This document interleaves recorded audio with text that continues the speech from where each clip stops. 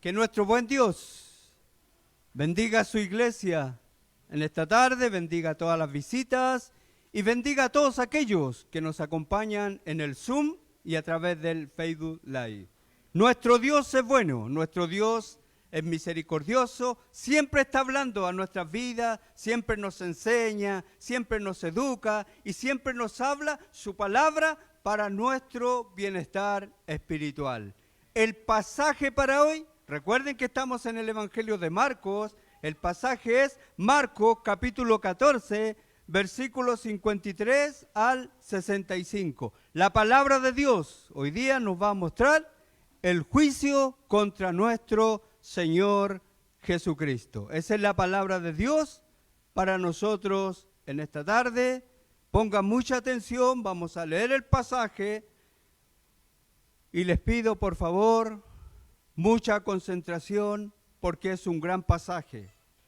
Ya nuestro Señor Jesucristo nos mostró a nosotros lo que está pasando en el huerto de Getsemaní, donde nuestro Señor Jesucristo se postró en tierra y está orando con clamores, con súplicas y con lágrimas. Luego, la palabra de Dios también nos muestra a nuestro Señor Jesucristo cuando Él fue arrestado. Dice que vino mucha gente con espadas, con palos, enviados por el sumo sacerdote, enviados por los ancianos, vinieron y prendieron a Jesús. Y en el pasaje de hoy, es el momento en que nuestro Señor Jesucristo va a ser enjuiciado. Y esa es la palabra de Dios para nosotros. Vamos a leer el pasaje, Marcos capítulo 14, versículos 53 al 65. Así dice la palabra de Dios. Trajeron pues a Jesús al sumo sacerdote y se reunieron todos los principales sacerdotes y los ancianos y los escribas. Y Pedro le siguió de lejos hasta dentro del patio del sumo sacerdote. Y estaba sentado con los alguaciles calentándose en el fuego.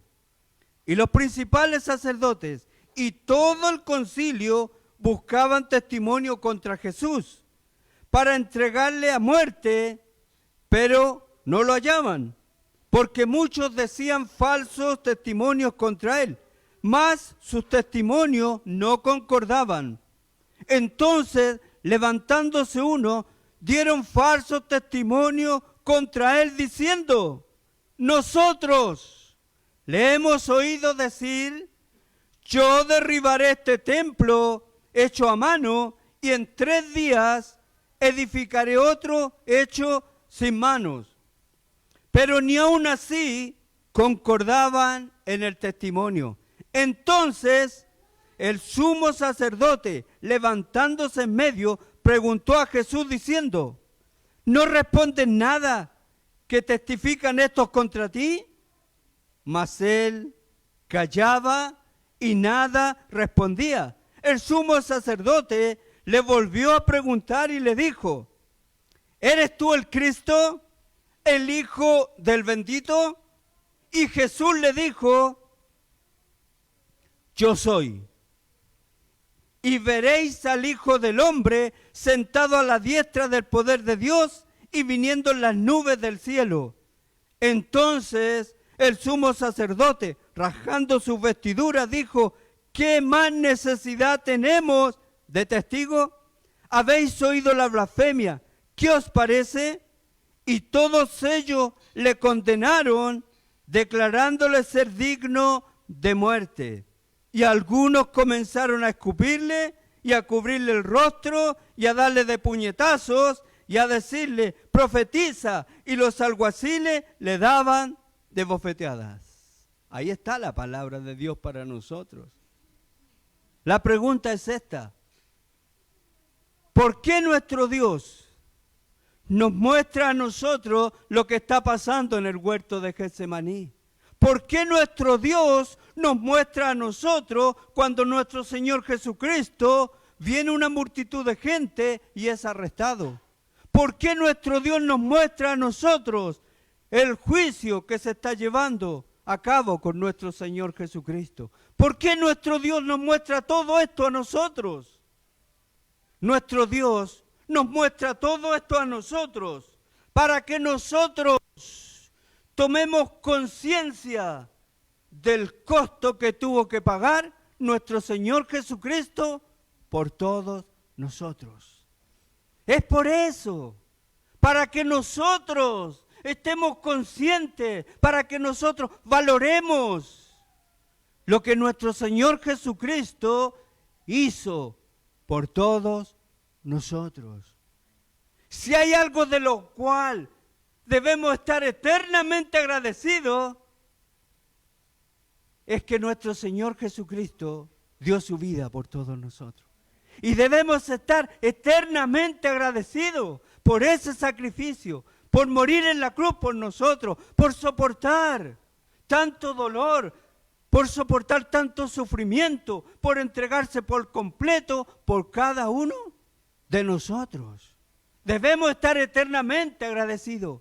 Por eso que estamos en este lugar. Por eso que hemos venido voluntariamente a alabar, a adorar y a bendecir el nombre de nuestro Dios.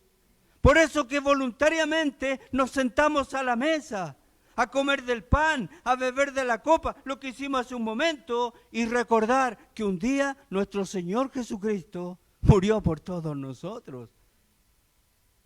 Bendito sea nuestro Señor Jesucristo. Amén. Estamos en la última semana de la pasión de nuestro Señor Jesucristo. La hora de su glorificación ha llegado. La hora de la glorificación del Padre ha llegado. Jesús está dispuesto a beber la copa amarga. Él está dispuesto a beber la copa de la ira de Dios. Jesús está listo, está dispuesto para beber esa copa, ese fuego santo de nuestro Dios. Cuando estuvo en el huerto de Getsemaní, oró 3 veces al Padre. Fueron 3 oraciones, 3 ruegos, 3 veces oró al Padre. Padre, que no se haga mi voluntad, sino la tuya. Esa es la oración de nuestro Señor Jesucristo. Y cuando nosotros vemos, por ejemplo, el Evangelio de Juan, cuando vamos al Evangelio de Juan, una y otra vez, los alguaciles quisieron arrestar a Jesús, pero no pudieron, una y otra vez. ¿Saben por qué no pudieron? Porque aún no había llegado su hora. Dice entonces, procuraban prenderle, pero ninguno le echó mano, porque aún no había llegado su hora. Pero ahora sí, ha llegado su hora. Ahora sí ha llegado su hora. A Jesús, nadie le iba a quitar la vida. ¿Sabían eso? A Jesús nadie le iba a quitar la vida, sino que él mismo voluntariamente la iba a entregar. Acompáñenme por favor al Evangelio de Juan capítulo 10, Evangelio de Juan capítulo 10,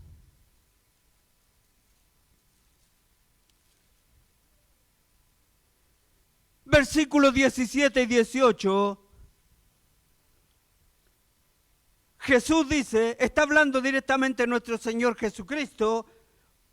Jesús dice, por eso me ama el Padre, porque yo pongo mi vida para volverla a tomar. Nadie me la quita, sino que yo de mí mismo la pongo. Tengo poder para ponerla y tengo poder para volverla a tomar. Este mandamiento recibí de mi Padre. Amén. Lo que estamos viendo acá nosotros, son los propósitos eternos de nuestro Dios. todos los propósitos eternos de Dios acá se están cumpliendo a la perfección. Todos los propósitos de Dios ya se están cumpliendo a la perfección. Las escrituras de los profetas se están llevando a cabo de una manera fiel. Lo que hablaron los profetas se está cumpliendo de una manera fiel. En el libro de los Hechos, cuando Pedro habla la palabra de Dios, Pedro dice que Jesús fue entregado según el anticipado conocimiento de Dios. El anticipado conocimiento de Dios. Ahí está, mi hermano, todos los propósitos de Dios, todos los planes de Dios se están cumpliendo a la perfección. Jesús, el Hijo de Dios, Jesús sin mancha, sin contaminación, sin pecado, sin engaño, va a ser juzgado por hombres pecadores. Eso va a pasar. Siendo nuestro Señor Jesucristo, el Hijo de Dios, sin mancha, sin contaminación, sin pecado, sin engaño, Él va a ser juzgado por hombres pecadores. Eso va a pasar en ese juicio. Va a ser enjuiciado ahí. Y ese es el pasaje que estamos viendo hoy en día. Nuestro Señor Jesucristo tuvo que soportar 6 juicios en pocas horas. Fueron 6 juicios por los cuales tuvo que pasar en pocas horas. 3 audiencias de las autoridades romanas, 3 audiencias de las autoridades de Israel. En el tribunal judío tuvo que comparecer ante el sumo sacerdote Anás, también tuvo que comparecer ante el tribunal del Sanedrín, después nuevamente ante el concilio con el sumo sacerdote Anás, y en el tribunal romano primero se presentó ante Poncio Pilatos, luego se presentó ante Herodes y nuevamente ante Pilato. 6 audiencias en pocas horas. Escuche, por favor. Ninguna persona que estaba en estos tribunales, ninguna de las personas que estaban en este tribunal podían juzgar a Jesús de algún delito o de algún crimen que haya cometido. Nunca cometió un delito, nunca un crimen, nunca un engaño en su boca. No había nada. No había nada en él. Por ejemplo, Jesús frente a Pilato. Acompáñeme a lo que la palabra de Dios dice, por favor, en Lucas 23, Jesús frente a Pilatos, Lucas 23, vamos a Lucas 23, por favor.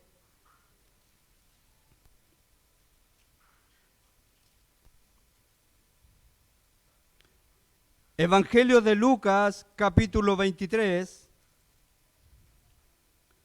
versículo 4. Y Pilato dijo a los principales sacerdotes y a la gente: ningún delito hallo en este hombre. Versículo 14. Les dijo: me habéis presentado a este como un hombre que perturba al pueblo, pero habiéndole interrogado, yo delante de vosotros no he hallado en este hombre delito alguno de aquello que le acusáis, ningún delito. Versículo 15, y ni aun Herodes, porque os remití a él, y he aquí, nada digno de muerte ha hecho este hombre.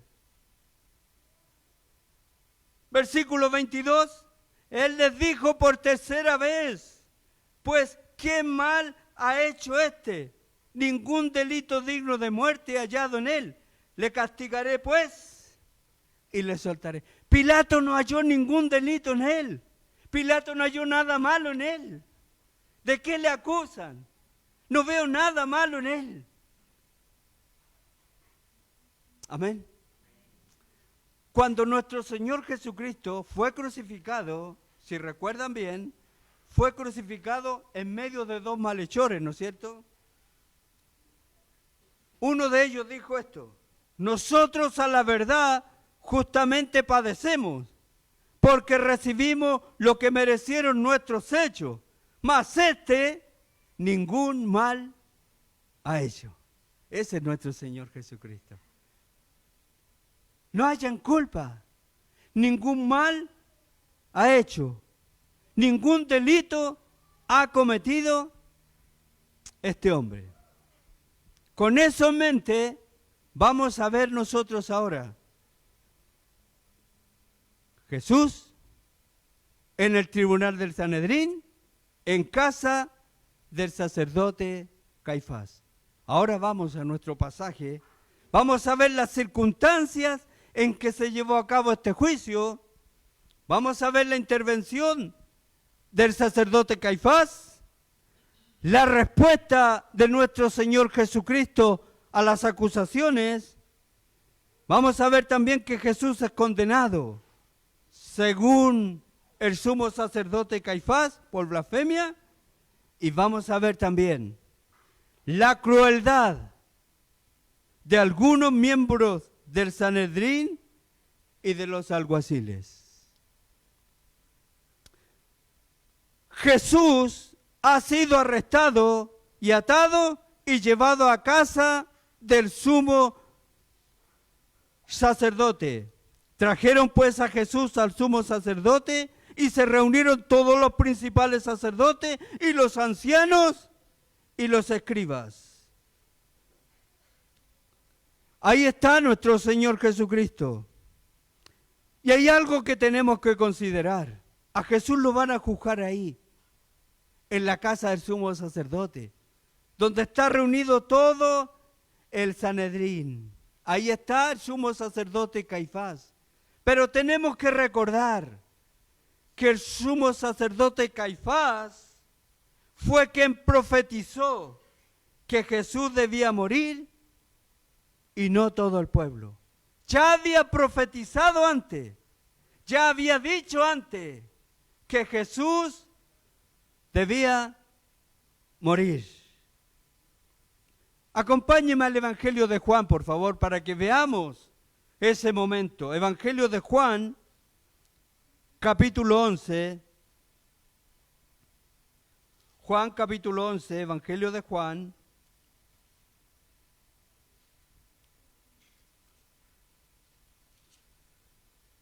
Juan, capítulo 11, versículos 49 al 53, por favor.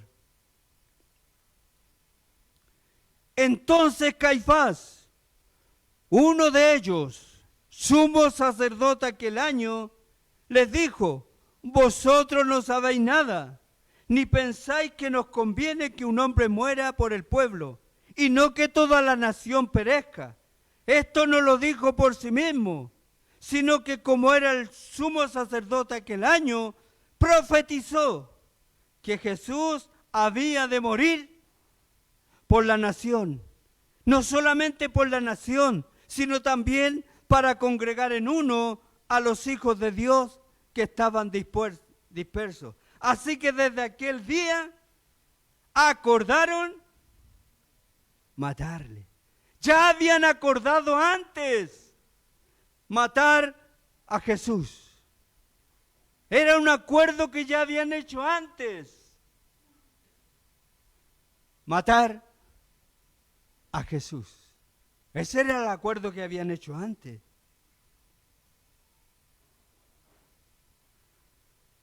El Sanedrín era como la Suprema Corte de Justicia y estaba compuesta por 71 miembros para decidir asuntos civiles y religiosos de la nación.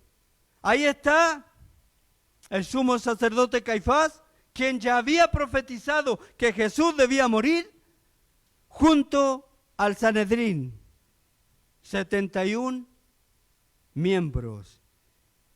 Y Jesús es llevado a interrogatorio, es llevado a juicio, pero la gente que lo está juzgando ya habían determinado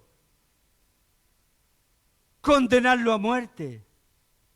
Ya ellos ya lo habían determinado. Ya habían tomado un acuerdo que Jesús debía morir. Entonces, este juicio se realizó únicamente para legitimar lo que ya estaba decidido. Ya lo habían decidido. Hay que hacerlo legítimo ahora, si ya la decisión estaba tomada de antes.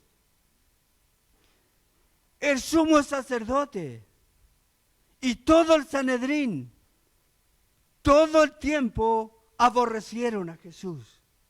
Todo el tiempo intentaron matar a Jesús. Siempre quisieron eso. Aborrecían a Jesús. Siempre lo estaban buscando, acechando. Lo aborrecían. Siempre intentaron matar a Jesús. Amén. Estamos en el versículo 53, pero aparece el versículo 54. Y Pedro le siguió de lejos hasta dentro del patio del sumo sacerdote y estaba sentado con los alguaciles calentándose al fuego. El evangelista Marcos, preparándonos para lo que viene, hace una pequeña mención de Pedro.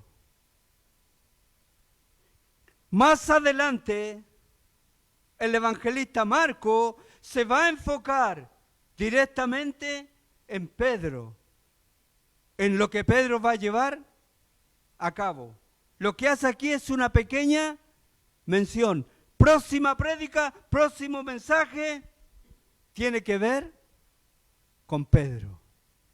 Nosotros vamos a continuar con este juicio ahora, versículos 55 al 59, que dice: y los principales sacerdotes y todo el concilio buscaban testimonio contra Jesús para entregarle a muerte, pero no lo hallaban.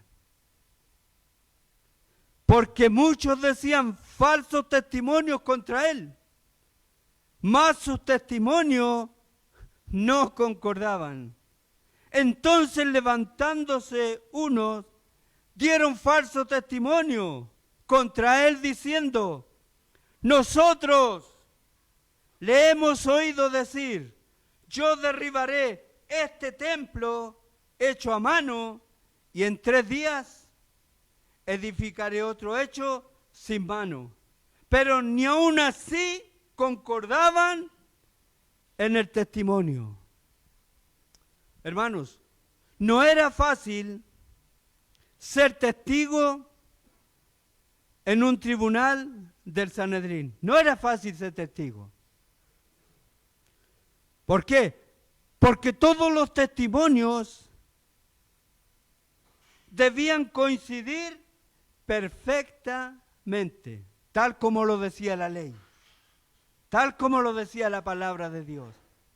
Todos los testimonios de los testigos debían coincidir perfectamente.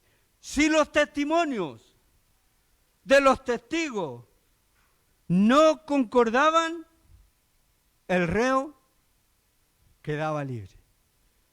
Eso decía la ley. Eso estaba escrito ahí en la palabra de Dios. Si el testimonio no concordaban, el reo quedaba libre y los testigos, a los testigos se les debía aplicar el mismo castigo que pretendían contra Jesús. se le aplicara el mismo castigo. ¿Por qué? Porque este era un juicio de muerte. Y el Sanedrín acá necesita con urgencia falsos testigos contra Jesús. Versículo 55.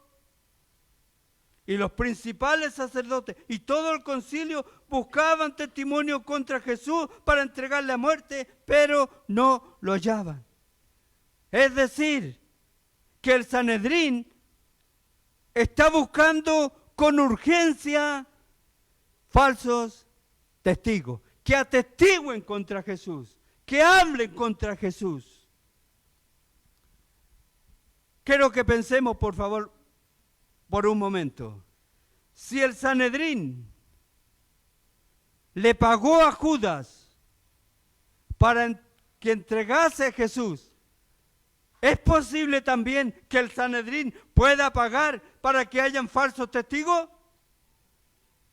¿Es posible? Puede ser una posibilidad, no lo sabemos, pero posiblemente pagaron también para que hayan falsos testigos. El sumo sacerdote y todo el Sanedrín no respetaron la ley de Dios en ningún momento. No consideraron la ley de Dios, no respetaron la ley de Dios en ningún momento. Lo único que ellos quieren es buscar algo para juzgar a Jesús y condenarlo a muerte, nada más que eso. Es lo único que ellos quieren. Están acusando a Jesús de ser un hombre peligroso, de ser un terrorista, de ser un hombre peligroso. Mire el versículo 58, ¿cuál es la acusación? Nosotros le hemos oído decir, yo derribaré este templo hecho a mano y en 3 días edificaré otro hecho sin mano. Miren la acusación. Están acusando a un hombre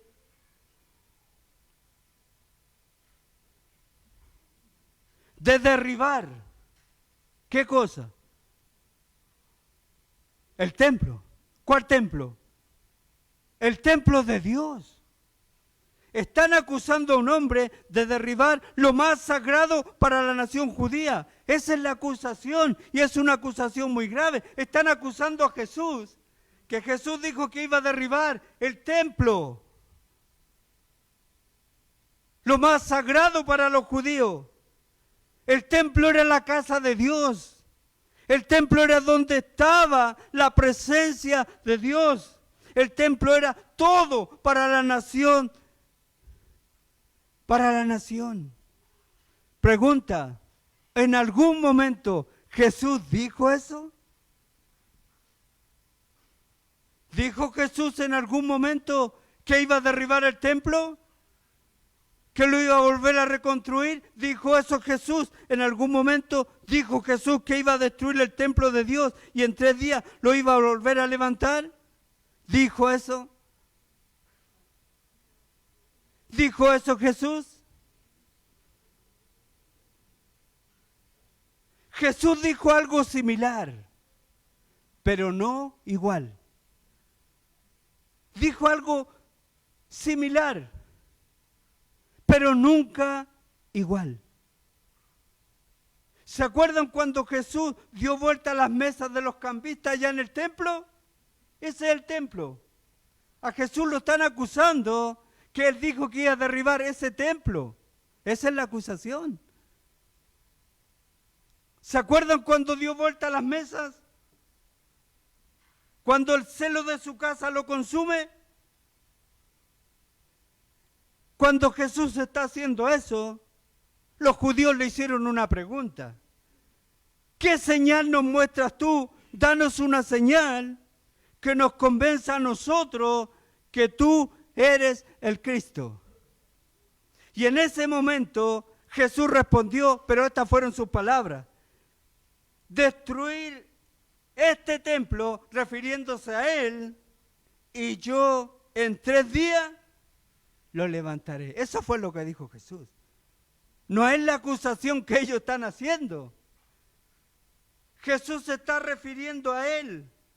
Jesús está diciendo, ustedes destruyan este templo, hablando de su cuerpo, y yo en 3 días lo voy a levantar, su resurrección. Eso es. Esta es la señal, le dice Jesús. Le pidieron una señal. Esta es la señal. Ustedes van a destruir mi cuerpo, que es mi templo, y yo en 3 días lo voy a levantar. Eso es lo que dijo Jesús. No dijo que iba a destruir el templo. No dijo que iba a destruir allá donde está la presencia de Dios. Él se refiere a su cuerpo. El Sanedrín no sabe que el mismo día que sentenciaron a Jesús a muerte, se estaban sentenciando a muerte ellos mismos. Sabemos que el templo fue destruido, ¿no es cierto? Y no quedó piedra sobre piedra. Eso sí aconteció. Los judíos destruyeron su propio templo. ¿Saben cuándo? Cuando rechazaron a Jesús como el Cristo, como el Hijo de Dios. Ahí ellos destruyeron su propio templo. Y Jesús, cuando Jesús resucitó de entre los muertos, levantó su propio cuerpo ya glorificado. Jesús es el nuevo templo del Nuevo Testamento. Para todos los que creen en su nombre, Jesús es el nuevo templo. La muerte, la sepultura, la resurrección de entre los muertos es la señal que Jesús da a todos los que creen en Él. Esa es la señal.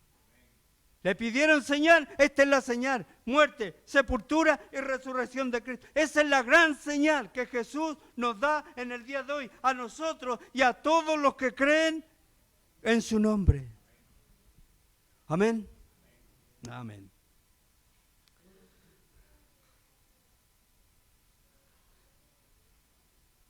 Versículo 60. Entonces el sumo sacerdote, levantándose en medio, preguntó a Jesús diciendo: ¿no respondes nada que testifican estos contra ti? Mas él callaba y nada respondían. El sumo sacerdote trató de forzar a Jesús para que Jesús rompiera su silencio. Jesús está en silencio, Jesús está callado, Jesús no le responde ni al sumo sacerdote ni a todo el Sanedrín. Ahí está Jesús, manso y humilde, guardando silencio ante sus acusadores. Se está cumpliendo lo que fue profetizado acerca de Jesús. Como oveja delante de sus trasquiladores, enmudeció y no abrió su boca. Y Caifás, en su desesperación, va a hablar directamente a Jesús.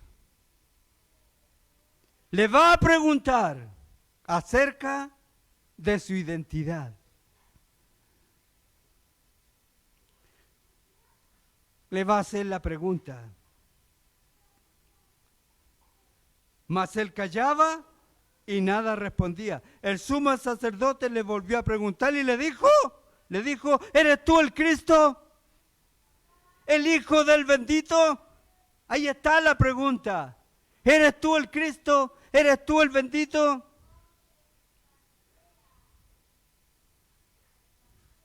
¿Quién eres tú? Le está preguntando el sumo sacerdote. ¿Cuál es tu verdadera identidad? ¿Quién realmente eres? La pregunta de Caifás es: ¿cuál es tu verdadera identidad? quién realmente eres. La pregunta de Caifás tiene que ver con si Jesús es igual a Dios con su misma naturaleza. ¿Eres igual a Dios? ¿Quién eres? La pregunta de Caifás tiene que ver con la divinidad y la deidad de Jesús. Esa es la pregunta. Cuando Jesús, por ejemplo, cuando Jesús sanó a un paralítico en el estanque de Bethesda, Jesús decía que Dios era su Padre, haciéndose igual a Dios. Jesús siempre decía que Dios era su Padre y Él haciéndose igual a Dios. Y los judíos entendieron siempre que Jesús se hacía igual a Dios. Los judíos siempre entendieron eso, siempre escucharon eso.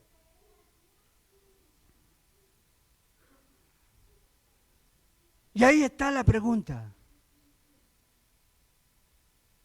Esa es la pregunta que Caifás está haciendo. Nuestra fe es que Jesús realmente es el Hijo de Dios. Cuando Jesús dice, yo soy, esa es nuestra fe. Esa es nuestra confianza, esa es nuestra seguridad, que Jesús es el Hijo de Dios, que Jesús es nuestro Rey, que si nosotros no creemos en Jesús, en nuestros pecados moriremos. Si una persona no cree que Jesús es Dios, si una persona no cree que Jesús es igual al Padre, en sus pecados moriréis. Jesús es Dios. Jesús es el gran yo soy. Jesús es Emmanuel, Dios con nosotros. Amén.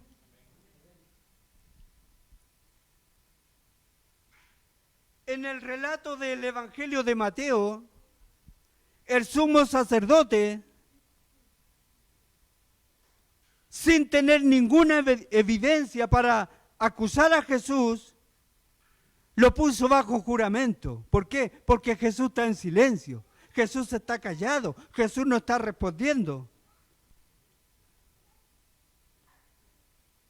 El sumo sacerdote acá le dijo a Jesús, te conjuro por el Dios viviente que nos diga si tú eres el Cristo, el Hijo de Dios. Y bajo juramento Jesús tuvo que romper su silencio.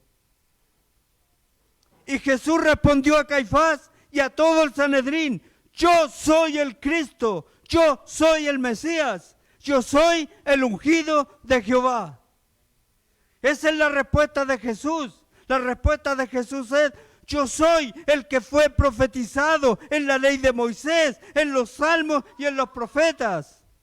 Yo soy aquel Hijo del Hombre del que habló el profeta Daniel. Yo soy el Dios admirable, el príncipe de paz, el Dios consejero y el Padre eterno del cual habló el profeta Isaías. Yo soy uno con el Padre, en naturaleza, en sustancia y en esencia. Yo y el Padre uno somos. Esa es la respuesta que nuestro Señor Jesucristo le está dando a Caifás y a todo el Sanedrín presente en ese lugar. Yo soy el unigénito del Padre. Jesús le dice a todo el Sanedrín, ustedes verán al Hijo del Hombre sentado a la diestra del poder de Dios, viniendo en las nubes del cielo. Yo soy aquel Hijo de Hombre, yo soy aquel Hijo del Hombre del que habló el profeta Daniel. Jesús le dijo a Caifás y a todo el Sanedrín, un día ustedes me verán con gran poder y gloria. Jesús le dijo a Caifás y a todo el Sanedrín, un día todos ustedes se arrodillarán delante de mí y confesarán que yo soy el Señor de todo. ¿Qué va a pasar ahora? Mire el versículo 63.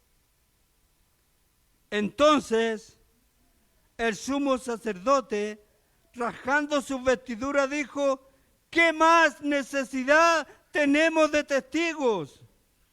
¿Habéis oído la blasfemia? ¿Qué os parece? Y todos ellos le condenaron, declarándose él digno de muerte.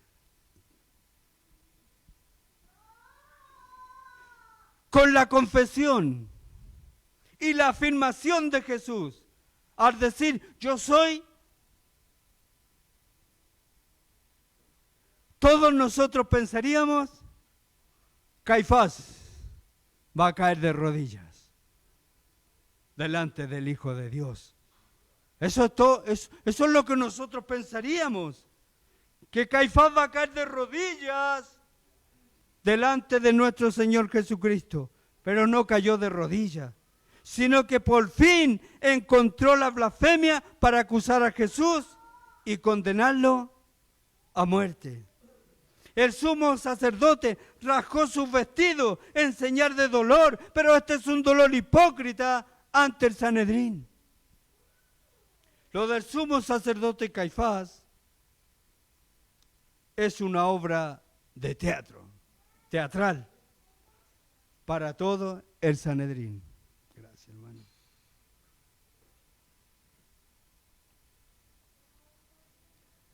Jesús es condenado a muerte por confesar y declararse Hijo de Dios. Por eso lo condenaron.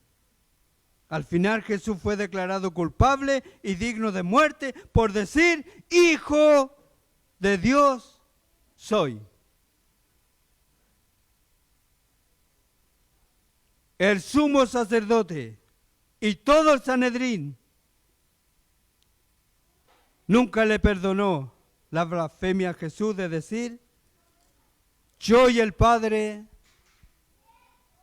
uno somos. ¿Quién es Jesús para nosotros? ¿Quién es Jesús para nosotros? ¿Quién es Jesús para nosotros, hermano? Él es el Hijo de Dios. Él es Emmanuel. Él es Dios con nosotros. Él es el príncipe de paz. Él es el Mesías, el ungido, el Hijo amado de Dios. Él es nuestro Rey. Él es nuestro Salvador. Él es el que reina en nuestros corazones, en nuestras vidas. Y Cristo es todo para nosotros. Eso es, hermano. Eso es lo único que nosotros necesitamos. Y todos nosotros sí queremos que Cristo reine en nuestros corazones.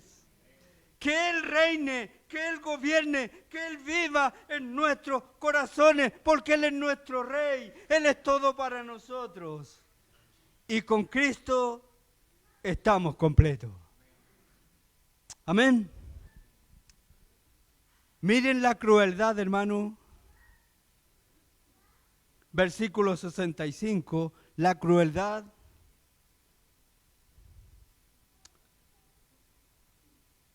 de los alguaciles.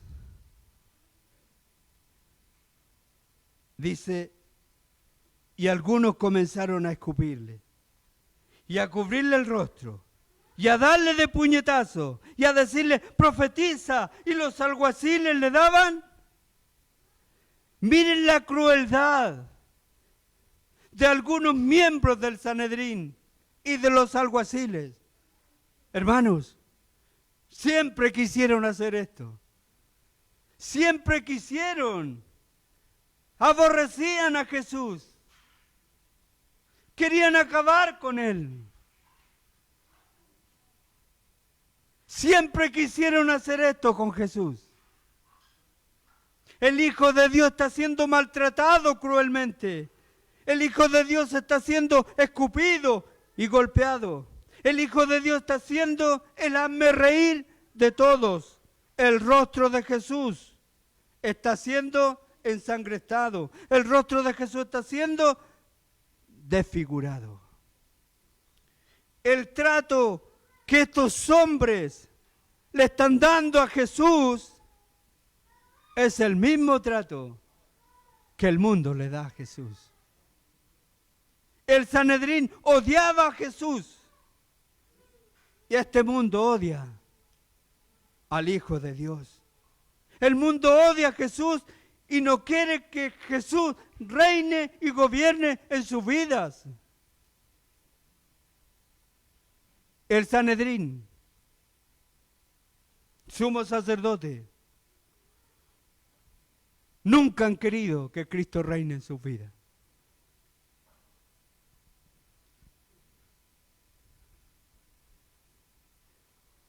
¿Cómo estamos tratando nosotros el nombre del Hijo de Dios? ¿Cómo lo estamos tratando? ¿Cómo lo estamos viendo? ¿Qué es para nosotros?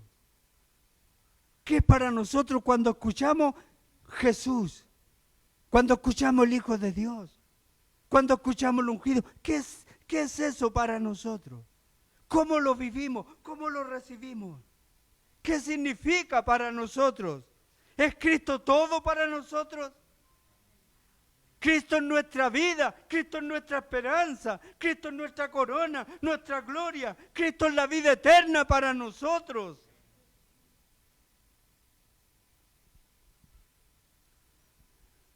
Jesús esa noche estaba recibiendo humillaciones, golpes, heridas y la vergüenza que todos nosotros merecíamos. Él las está recibiendo. Todo lo que Él está recibiendo es lo que nosotros merecíamos. Nosotros merecíamos ser avergonzados, nosotros merecíamos ser maltratados, nosotros merecíamos ser golpeados. Pero todo esto lo recibió nuestro Señor Jesucristo. Hola, Dios los bendiga. Todo esto lo recibió. Por eso la pregunta al principio es, ¿por qué nuestro Dios nos da la oportunidad de mirar el Getsemaní? ¿Por qué nuestro Dios nos da la oportunidad de ver cómo están arrestando a nuestro Señor Jesucristo? ¿Por qué nuestro Dios nos da la oportunidad de mirar todo lo que está pasando en este juicio?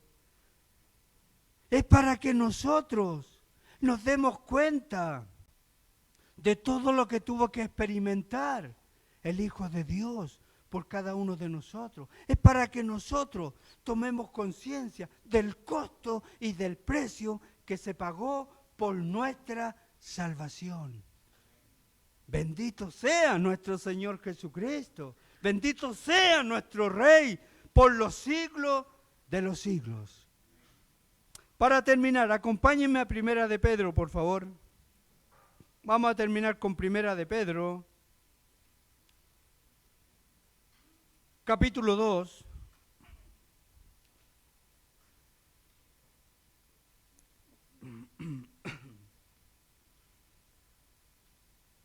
Primera de Pedro, capítulo 2, para terminar.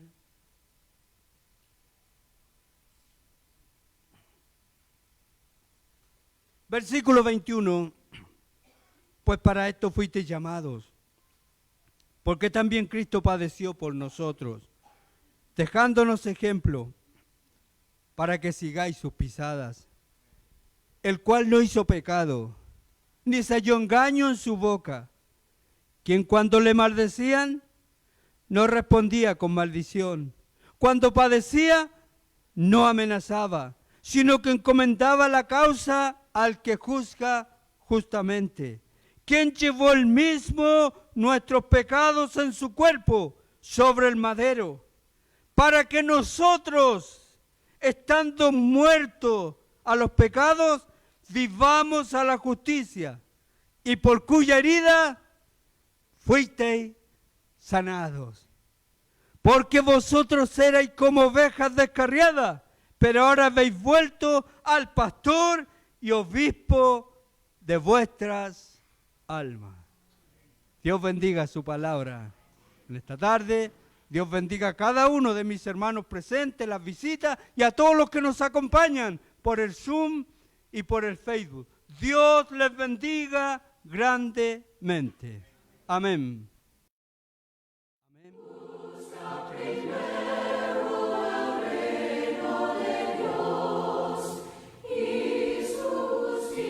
Dios siga bendiciendo a nuestro pastor Raúl Fernández.